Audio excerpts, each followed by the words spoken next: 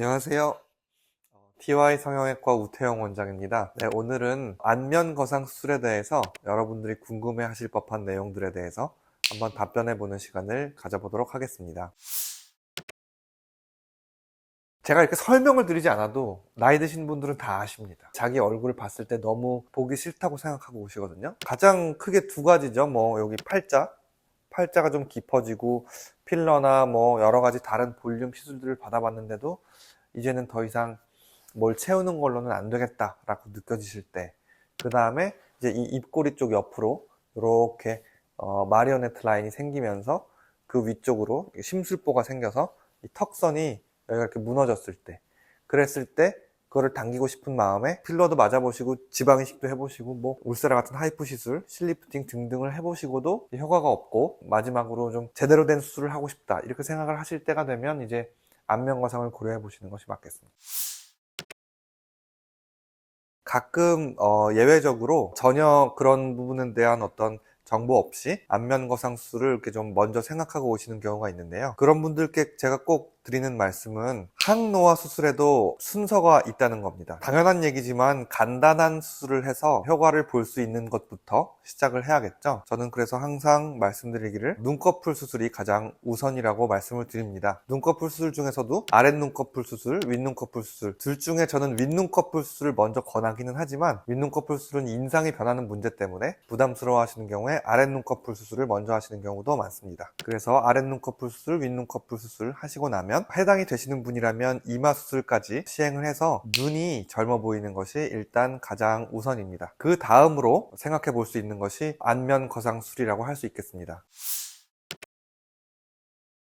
요즘에 이제 항노화 수술에 대한 관심이 높아지면서 갈수록 연령대가 낮아지고 있습니다. 보통은 한 60대 정도에서 수술을 하시는 경우가 가장 많은 것 같고요. 좀 빠르면 40대 중반 정도에도 수술을 하시는 것 같습니다. 20, 30대에도 수술을 하시는 경우가 드물게 있는데요. 이 경우는 노화에 의한 것이라기보다는 안면 윤곽 수술 등을 하고 나서 볼처짐이나 목주름이나 이런 부분들이 생겼을 때 예외적으로 하실 수가 있습니다. 그래서 40대 중반 이후부터 하는 것이 보통이고, 노화의 정도의 개인 차이가 있기 때문에 나이보다는 개개인의 상태에 따라서 많이 달라질 수 있을 것 같고요. 제가 또 말씀드리고 싶은 건 너무 늦게는 하지 않으셨으면 합니다. 60대 중후반 정도 이후로 너무 늦추지는 않으시는 것을 권합니다. 70대 이상 되실 때까지 안면 거상 수술을 하지 않고 버티시면 피부 자체의 손상이 너무 많이 진행되어 있기 때문에 수술을 해서 좀 당긴다고 하더라도 그 효과가 너무 짧게만 유지되는 경향이 있기 때문에 안면 거상 수술을 생각하신다면 최소한 한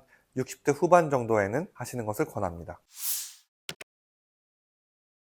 안면 거상이 효과가 좋고 잘 되는 분들은 특징이 얼굴의 형태가 전반적으로 좀 갸름한 형태를 가지신 분들이 많고 피부도 조금 얇은 그런 형태를 가진 경우에 안면 거상의 수술의 효과가 좋습니다. 그리고 또 이렇게 피부가 얇고 피하 지방이 적은 분들은 노화의 속도도 빠르기 때문에 좋게 이야기하면 안면 거상 수술의 효과가 좋은 분들이고, 나쁘게 이야기하면 그만큼 안면 거상 수술이 필요한 시기도 빨리 오는 분들입니다. 얼굴이 좀 전반적으로 각져 있으시고 피부가 좀 두꺼우신 분들은 처짐이 그렇게 눈에 띄지 않기 때문에 긍정적으로 생각하신다면 나는 좀 얼굴에 노화가 좀 천천히 오겠구나 이렇게 생각하시면 될 것 같고, 안면 거상 수술도 조금 더 천천히 늦게 하셔도 될 것 같다 이렇게 말씀을 드립니다. 전반적으로 체중이 많이 나가시면서 피하 지방이 많은 분들은 아무래도 당겼을 때 감당해야 될 무게가 많기 때문에 저 같은 경우에는 이제 지방 흡입과 함께 병행을 해서 수술을 합니다. 그렇게 하지 않고 그냥 당기면 무게 때문에 다시 처지는 경향이 아무래도 있기 때문에 처짐이 늦게 나타나는 동시에 처졌을 때 당겨 올리기는 더 어렵다. 모든 경우에 맞는 말은 아닐 수도 있지만 제가 이렇게 언뜻 생각했을 때 일반적으로 모든 성형수술은 여성이 남성보다 더 수월하다 이렇게 생각하시면 될 것 같습니다. 제가 아까 말씀드린 것과 어떻게 보면 일맥상통하는 부분도 있는데, 여성분들이 이 피부의 두께 자체가 좀 얇고 조금 더 부드럽기 때문에 당기기가 쉽고요. 물론 남자들보다 피하 지방이 많기는 하지만 흡입이나 이런 걸 통해서 조절할 수가 있는 부분이고요. 피부 자체의 두께가 두꺼운 경우에는 그것을 참 어떻게 하기가 어려운데, 남성분들 같은 경우에는 피부의 두께는 두꺼우면서 아래쪽으로 피하 지방은 없지만 혈류가 많이 분포해 있어서 두꺼운 피부를 흡입 같은 걸로 얇게 할 수가 없고, 흡입을 해도 피만 많이 나고, 혈압이나 이런 부분에 있어서도 근육의 어떤 힘이나 이런 부분도 되게 강하시기 때문에 피도 조금 더 나시는 편이고요. 머리카락도 짧으시기 때문에 아무래도 흉터를 숨기기도 좀 어렵고 안면 거상의 효과가 좀 떨어지는 편이고요.